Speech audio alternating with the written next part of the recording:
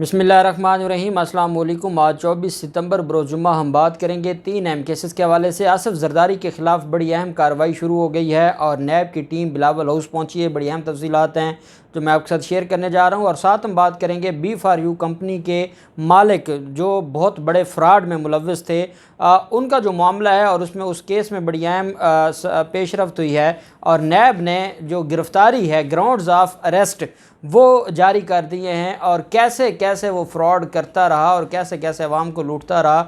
बड़ी अहम तफसीलात हैं जो मैं आपके साथ शेयर करने जा रहा हूँ। लेकिन उससे पहले एक केस मैं आपके साथ डिस्कस करना चाहूँगा। ये जो केस है ओवरसीज़ पाकिस्तानी हैं, इनका चौधरी लियाकत नाम है, जलालपुर जट्टा ज़िला गुजरात के ये रहने वाले हैं। पिछले 46 साल से ये रिहाइश पजीर हैं और मुकीम हैं नॉर्वे में। इनकी जो जायदाद थी जो इन्होंने ख़ुद ख़रीदी और कुछ इनको विरासत से मिली थी, मुख्तलिफ़ जायदादें थीं, उस पर फैमिली के लोगों ने कब्ज़ा माफिया के साथ मिलकर कब्ज़ा कर लिया था। चौधरी लियाकत 2017 में पाकिस्तान आए और जब उनको पता चला कि उनकी जो इतनी कीमती अराज़ी है जो वो बैरून मुल्क खून पसीने की कमाई से मेहनत करके वो वहाँ कमा रहे थे और वो पैसे पाकिस्तान भेजे, यहाँ पर जायदादें ख़रीदी और वो उनकी देखभाल के लिए वापस आए। उनकी सारी फैमिली, बेटे बेटियां सारी नॉर्वे में हैं। जब वो आए तो उनको पता चला कि उस पर तो नाजायज़ कब्ज़ा कर लिया गया है और जो कब्ज़ा माफिया है वो वहाँ पर डेरे डाल कर बैठा है। उन्होंने एक दरवाज़े पर गए, दूसरे दरवाज़े पर गए, अनथक मेहनत और कोशिश के बाद जो उनको कब्ज़ा दिलवाया गया। बाकायदा रिपोर्टें मंगवाई गईं, पटवारी से लेकर तहसीलदार, डिप्टी कमिश्नर के पास ये मामला गया, RPO गुजरांवाला ने इस मामले को देखा, गवर्नर पंजाब तक ये मामला गया। सारा कुछ होता रहा और 2017 में बिलाखिर उनको कब्ज़ा वापस दिलवाया गया पुलिस की मदद से। जब उनको कब्ज़ा वापस दिलवाया गया तो उन्होंने एक हवेली बनाई और उस हवेली का जो है वो बाकायदा उसको सील किया, ताला लगाया और ताला लगा के, क्योंकि वो यहाँ तो रह नहीं सकते थे, वो वापस गए। अभी वो वापस पहुँचे ही थे नॉर्वे कि दोबारा कब्ज़ा हो गया, पीछे से दोबारा कब्ज़ा कर लिया गया। उनके नॉलेज में दोबारा आया। उसने कहा भी मैं एक दफ़ा जब मैंने पूरा प्रोसेस करवाया है, ये मामला जो चीफ़ सेक्रेटरी तक पहुंचा है, ये मामला जो गवर्नर पंजाब तक पहुंचा है, ये मामला जो कमिश्नर और RPO गुजरांवाला तक पहुंचा है, उसके बावजूद कैसे कब्ज़ा हो सकता है। वो दोबारा वापस है 2019 में। 2020 में एक दरख्वास्त उन्होंने दी और ये deputy commissioner, additional deputy commissioner Gujarat हैं, उनको दरख्वास्त दी 26/10/2020 को और उन्होंने कहा कि जनाब मेहरबानी करें, पहले सिर्फ कब्ज़ा हुआ था, अब की बार तो नया ही काम हो गया। अब की बार कब्ज़ा माफिया ने मेरे नाम की जाली रजिस्ट्री बना के गिफ्ट डीड बना के उन्होंने आगे फर्दर उसको ट्रांसफ़र कर दिया है। सारा कुछ फ्रॉडुलेंट हुआ ना, मैं यहाँ पर मौजूद था, मेरा पासपोर्ट देख लें, मैं पाकिस्तान में मौजूद ही नहीं था। मेरी गैर मौजूदगी में कैसे गिफ्ट डीड रजिस्टर होती है और रजिस्टर होकर आगे ट्रांसफ़र भी हो जाती है। इसमें पटवारी भी मुलव्वस हैं, इसमें तहसीलदार भी मुलव्वस है। सारे लोगों के ख़िलाफ़ कार्रवाई की जाए। दोबारा उसके ऊपर सेकंड राउंड ऑफ लिटिगेशन शुरू हो गया। जब सेकंड राउंड ऑफ लिटिगेशन शुरू हुआ तो वो तब से लेके आज तक 10 रिपोर्ट्स आ चुकी हैं, पटवारियों की भी, तहसीलदार की भी, मुख्तलिफ अथॉरिटीज़ की, जिन्होंने कहा है कि ये सारा जालसाजी की बुनियाद पर हुआ है, सारा ये फ्रॉड की बुनियाद पर हुआ है और इनको कब्ज़ा वापस मिलना चाहिए। और साथ इस बात को भी उन्होंने तस्लीम किया कि पहले कब्ज़ा कैसे मिला था, लेकिन आज के दिन तक वो पाकिस्तान में धक्के खा रहा है। नॉर्वे छोड़कर वो पाकिस्तान में बैठा है, सिर्फ अपनी जो मेहनत की कमाई की जमा पूंजी थी उसको बचाने के लिए कोई बात सुनने को तैयार नहीं है। चौधरी लियाकत अली, जलालपुर जट्टा ज़िला गुजरात, वो बार बार हर इदारे के पास, हर फोरम पर गए हैं और वो दरख्वास्त कर रहे हैं कि मेरा कसूर क्या है। जब सेकंड राउंड ऑफ लिटिगेशन में भी सारे कागजात मेरे हक में हैं, 10 FIRs करवाई हैं कब्ज़ा माफिया पर, किसी एक में उनको सज़ा नहीं हुई, क्योंकि वो स्ट्रॉन्ग लोग हैं, उनको वहाँ पर जो बड़े सियासतदान हैं गुजरात के, उनकी जो है पुश्त बनाई हासिल है। तो ये सारा मामला है और आज चौधरी लियाकत हमारे पास दफ्तर तशरीफ़ लाए थे और मैं उन कागजात को देखकर परेशान हो गया कि जब सारे डॉक्यूमेंट इनके हक़ में हैं और वो धक्के खा रहे हैं और उनको रिलीफ नहीं मिल रहा। और जो आखिर पे उन्होंने बात की, उसने तो मेरा जो दिल है, मुझे जो है वो रोना आ गया। वो कहते हैं कि मुझे जितना नुकसान हुआ है, 3-4 साल से मेरी प्रॉपर्टी पर कब्ज़ा है, मैं 2 दफ़ा पाकिस्तान आया हूँ, यहाँ मैं बैठ के पैसा लगा रहा हूँ, ये सारे के सारी मुझे रिकवरी चाहिए, लेकिन मुझे रियासत के ख़जाने से नहीं चाहिए। हम तो रियासत और पाकिस्तान के लिए वहाँ पर मरते हैं, हम तो वहाँ पर रियासत और पाकिस्तान के लिए वहाँ मेहनत मजदूरी करके पाकिस्तान को पैसा भेजते हैं, मुझे रियासत से नहीं पैसा चाहिए, वो मेरे ऊपर हराम है।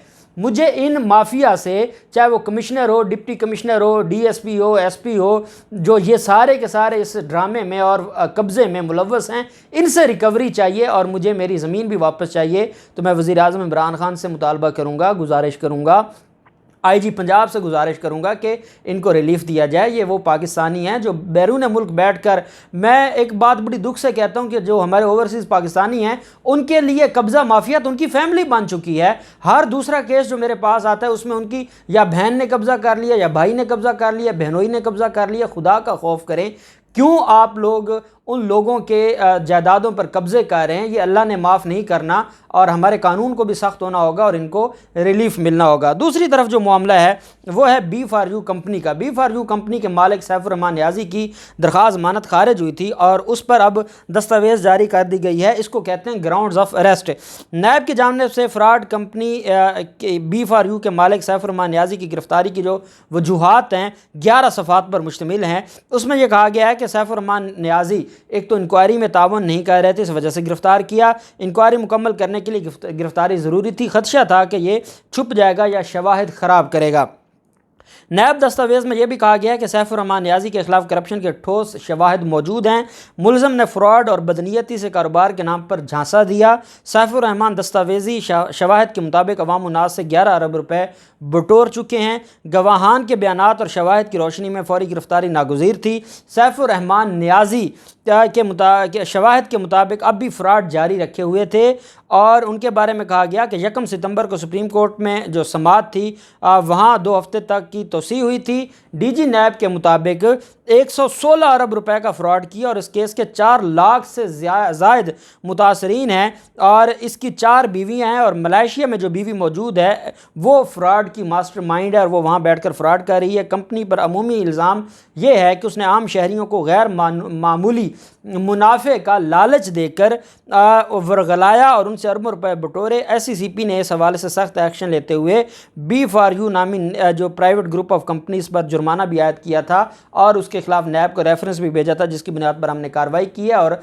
इस वजह से हमने B4U कंपनी के मालिक को गिरफ्तार किया है, सैफुर रहमान नियाज़ी को। और साथ ये भी कहा है कि इनके पीछे बड़े ताकतवर लोग थे और वो भी हम बहुत जल्द तफ्तीश करके बताएंगे कि कौन कौन से ताकतवर लोग इनके पीछे थे। फिर मामला आ जाता है मशकूक ट्रांजैक्शन केस का। जाली अकाउंट्स केसेस जो हैं आसिफ जरदारी के ख़िलाफ़, वो पहले मैं उसका थोड़ा सा बैकग्राउंड आपको बताऊंगा और फिर आज की कार्रवाई बताऊंगा। आसिफ जरदारी, उनकी बहन फरियाल तालपुर और मुतअद्दिद जो दीगर कारोबारी अफराद हैं वो समिट बैंक, सिंध बैंक और UBL में 29 बेनामी अकाउंट्स के ज़रिए 35 अरब रुपए की जाली ट्रांजैक्शंस से मुतल्लिक़ 2015 के केस की तहकीकात जारी थी और फिर आप जानते हैं कि फिर JIT बनाई गई और उस JIT के सरबराह इरफान मंगी था जो कि DG नैब रावलपिंडी है और फिर इनके खिलाफ मुकदमा दर्ज हुए।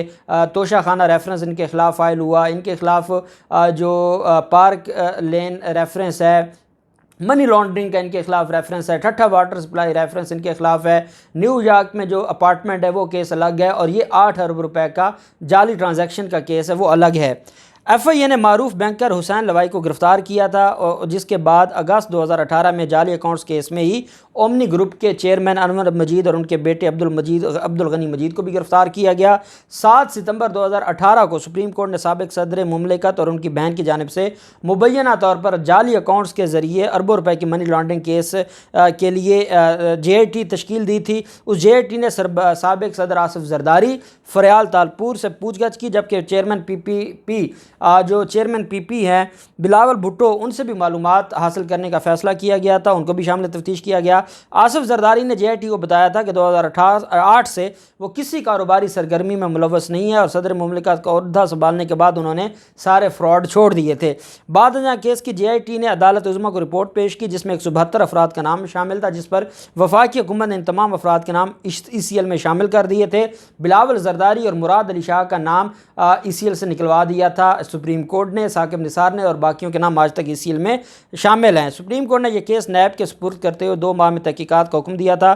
फिर 15 मार्च को कराची की बैंकिंग अदालत ने जाली अकाउंट्स के जरिए मनी लॉन्ड्रिंग से मुतल्लिक केस की कराची से इस्लामाबाद मुंतकिली की जो नैब की दरख्वास्त थी मंजूर की थी। अब इनके खिलाफ 7 रेफरेंसेज हैं, 7 केसेज हैं जो इस्लामाबाद में पेंडिंग हैं। इन्होंने दरख्वास्त दी हुई है कि हमारे केस इस्लामाबाद से दोबारा कराची मुंतकिल किए जाएँ, जो अभी तक सुप्रीम कोर्ट में पेंडिंग है। और इतने में इनके खिलाफ बाकी जो केसेज हैं उनमें बड़ी तेज़ी के साथ जज मोहम्मद आज़म खान साहब ट्रायल को कंप्लीट कर रहे हैं, फारूक अचनाक साहब पेश होते हैं। ये जो केस था इसमें अभी फ़र्द जुर्म आयद होनी थी और अदालत ने और एहतसाब अदालत के जो रजिस्ट्रार हैं उन्होंने आसिफ जरदारी पर फ़र्द जुर्म आयद करने के लिए 29 सितंबर की तारीख मुकर्रर की थी। सुबह 8:30 बजे एहतसाब अदालत नंबर 3 में पेश होने का हुक्म जारी किया है एहतसाब अदालत ने। और ये सम्मन जो है फ़र्द जुर्म का जवाब देने के लिए अदालत ने कहा है कि आपका ज़ाती हैसियत में पेश होना ज़रूरी है। और तफ्तीशी अफसर ने शरीक चेयरमैन PP को बिलावल हाउस कराची के पते पर भिजवाया और जो नैब की टीम है वो बिलावल हाउस कराची पहुँची है और उन्होंने जो ये अदालत का नोटिस है ये रिसीव करवाया है। और उन्होंने कहा है कि अदालत की तरफ से हुक्म है कि अगर मुलज़िम पेश नहीं होगा फ़र्द जुर्म की कार्रवाई के लिए तो हम मुलज़िम को गिरफ़्तार करके ले जाएंगे। और 29 सितंबर सुबह 8:30 बजे हर हाल में आसिफ जरदारी ने नैब अदालत में पहुंचना है। इस केस में उनकी दरख्वास्त ज़मानत मंजूर हो चुकी थी और अब अगर अदालत वारंट जारी करती है मुलज़िम के ना पेश होने की वजह से तो फिर उनको गिरफ़्तार किया जा सकता है। अब देखते हैं कि इस केस में मज़ीद क्या होता है। जो भी तफसीलात होंगी आपके साथ शेयर करते रहेंगे। अल्लाह पाक पाकिस्तान का हमें नासिर हो। बहुत शुक्रिया। अल्लाह हाफ़िज़। पाकिस्तान जिंदाबाद।